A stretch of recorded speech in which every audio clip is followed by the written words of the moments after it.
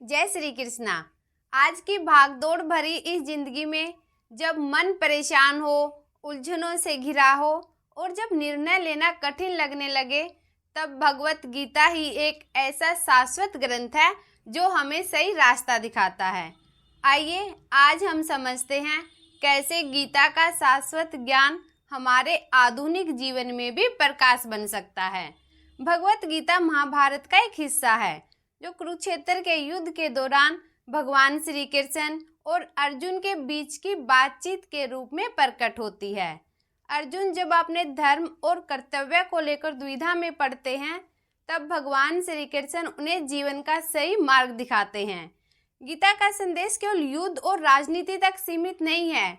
यह हमें सिखाती है कि जीवन में आई चुनौतियों का सामना कैसे करें, स्वयं को कैसे समझें और असली सुख और शांति कैसे प्राप्त करें।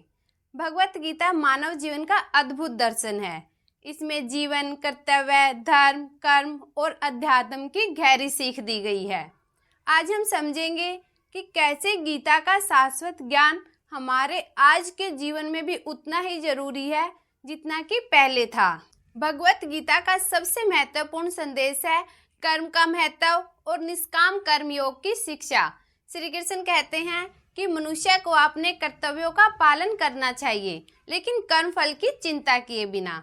हम अक्सर अपने प्रयासों का परिणाम देखकर खुशी या दुखी होते हैं, लेकिन गीता हमें सिखाती है कि हमारे प्रयासों में केवल लगन और समर्पण होना चाहिए, क्योंकि परिणाम पर हमारा नियंत्रण संभव नहीं है। वही निष्काम कर्मयोग का सिद्धांत हमें सिखाता है कि जीवन में कर्तव्य और जिम्मेदारी का पालन करना सबसे जरूरी है। जैसे एक विद्यार्थी पूरी मेहनत के साथ पढ़ाई करता है, लेकिन परीक्षा का परिणाम उसके हाथ में नहीं होता, तब भी वह पूरी लगन के साथ अपने कर्तव्य को निभाता है। इसी प्रकार कोई किसान खेत में पूरी मेहनत करता है, लेकिन फसल की पैदावार पर प्राकृतिक आपदाओं का असर होता ही है। किसान उसे नहीं रोक सकता। गीता हमें सिखाती है कि हमें अपने कर्म फल की चिंता किए बिना ही सच्ची मेहनत और ईमानदारी से करने चाहिए। इसी तरह गीता में धर्म का बहुत महत्व है। अर्जुन की समस्या यह थी कि वह अपने सगे संबंधियों के साथ युद्ध करने को तैयार नहीं था। श्री कृष्ण ने उसे समझाया कि धर्म के मार्ग पर चलना ही सबसे बड़ा कर्तव्य है। धर्म केवल अपना लाभ या अपनी इच्छा का पालन करना नहीं है, बल्कि यह न्याय, सत्य और समाज के कल्याण का मार्ग है। आज के समय में भी यह संदेश उतना ही महत्वपूर्ण है जितना द्वापर में था। हमें अपने कार्यों में नैतिकता, ईमानदारी और समाज की भलाई को सबसे आगे रखना चाहिए। फिर चाहे व्यापार हो, राजनीति हो या व्यक्तिगत संबंध, धर्म का पालन और न्याय की भावना हमेशा जरूरी है। भगवत गीता आत्मा और उसके स्वरूप पर भी गहरा प्रकाश डालती है। श्री कृष्ण जी कहते हैं कि शरीर नश्वर है पर आत्मा अमर है। जन्म और मृत्यु केवल शरीर के लिए है। आत्मा का जन्म, मृत्यु और स्वरूप कभी समाप्त नहीं होता। यह ज्ञान हमें जीवन के स्थायी मूल्यों का बोध कराता है। आत्मज्ञान का अर्थ केवल ध्यान और साधना तक सीमित नहीं है। यह जीवन के हर कार्य में, हर निर्णय में अपनापन बनाए रखने में सहायक होता है। जब व्यक्ति यह समझता है कि आत्मा अमर है और सभी अनुभव केवल जीवन के क्षणिक पहलू हैं, तो वह भय, चिंता और मानसिक अशांति से मुक्त हो जाता है। गीता योग का महत्व भी स्पष्ट करती है। योग केवल शारीरिक अभ्यास नहीं, बल्कि मानसिक और आध्यात्मिक संतुलन का मार्ग है। गीता में भक्ति योग, ज्ञान योग और कर्म योग, इन 3 प्रकार के योग के बारे में बताया गया है। कर्म योग बताता है कि इंसान को निष्काम कर्म के माध्यम से अपने कर्म और कर्तव्य का पालन करना चाहिए। भक्ति योग बताता है कि ईश्वर के प्रति भक्ति और समर्पण होना चाहिए। और ज्ञान योग के अनुसार आत्मज्ञान और बुद्धि का विकास होना चाहिए। इन तीनों योगों का अभ्यास व्यक्ति को मानसिक और आध्यात्मिक संतुलन प्रदान करता है। आज के तनाव और भागदौड़ भरे जीवन में गीता का यह ज्ञान बहुत उपयोगी है। अर्जुन के मन में डर और संकोच था।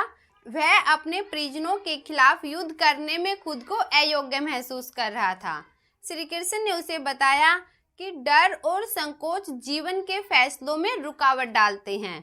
यदि व्यक्ति बुद्धि और ज्ञान के आधार पर निर्णय लेता है तो डर और मानसिक तनाव अपने आप दूर हो जाते हैं। आज के समय में भी डर और संकोच से हमारे जीवन में मुश्किलें आती हैं। गीता का यह शाश्वत ज्ञान हमें सिखाता है कि हमें साहस, आत्मविश्वास और बुद्धि के आधार पर निर्णय लेना चाहिए। गीता में भक्ति का स्थान बहुत महत्वपूर्ण है।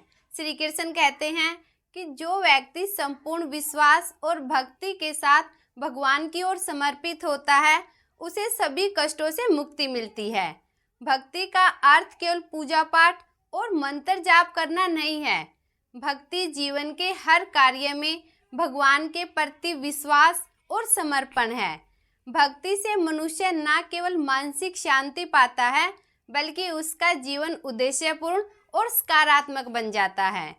आज के समय में जब तनाव, चिंता और अकेलापन आम समस्याएं हैं, तब गीता का यह ज्ञान हमें मानसिक और आध्यात्मिक शांति प्रदान करता है।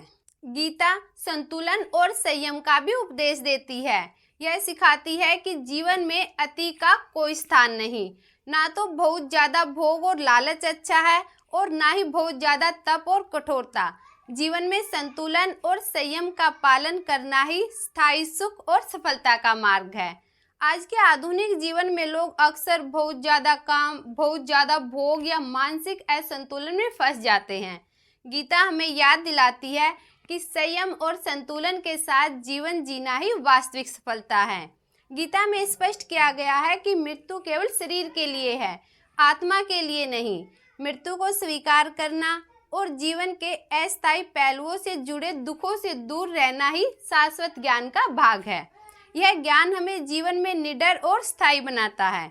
जब व्यक्ति यह समझ लेता है कि जीवन में सभी अनुभव कुछ समय के लिए है और आत्मा अमर है, तो वह न केवल शांति पाता है बल्कि अपने कर्तव्यों को निस्वार्थ भाव से निभाता भी है।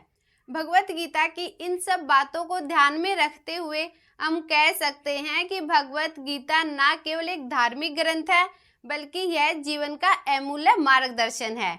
इसमें कर्म, धर्म, भक्ति, योग, आत्मज्ञान और जीवन के मूल्यों का संपूर्ण मार्गदर्शन किया गया है। भगवत गीता का ज्ञान समय और हालातों की परवाह किए बिना अमर है। आज के युग में जब इंसान तेजी, तनाव और असंतुलन से भरा है, गीता का ज्ञान हमें संतुलन और उद्देश्यपूर्ण जीवन की ओर मार्गदर्शन करता है। हमें गीता के उपदेशों को न केवल पढ़ना बल्कि जीवन में उतारना चाहिए। निष्काम कर्म, भक्ति, आत्मज्ञान और संयम के साथ जीवन जीना ही शाश्वत ज्ञान का सार है।